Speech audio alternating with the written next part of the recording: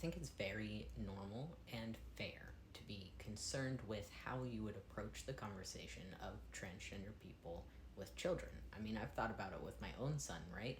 How am I going to approach that with him throughout the years? What will that conversation look like? From my experience, the truth of the matter is that kids don't really require much of an explanation at all. In general, kids just don't care. Before I transitioned and I looked pretty androgynous, kids would on a regular basis, because I worked in retail, approach me and just very bluntly ask, "Are you a boy or a girl?" And I would answer the question and they'd be like, "Okay," and then go about their business. They just don't care.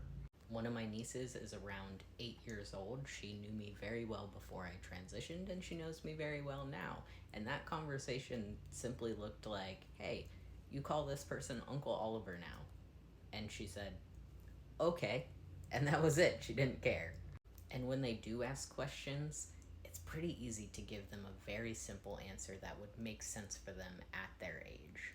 Before like pre-teen, teenage years, when they can understand things a little bit more, that conversation is really as simple as being like, "Hey, sometimes people are born in a body that is maybe not connected with who they feel like they are inside." And that's about it. When they start getting a little bit older and are teenagers, they can obviously understand more about the human body, so you can explain things a little bit more in depth. But even the preteens and teenagers in my life have had no questions, had no confusion, and needed no explanation about who I am. Because kids don't care. They just don't.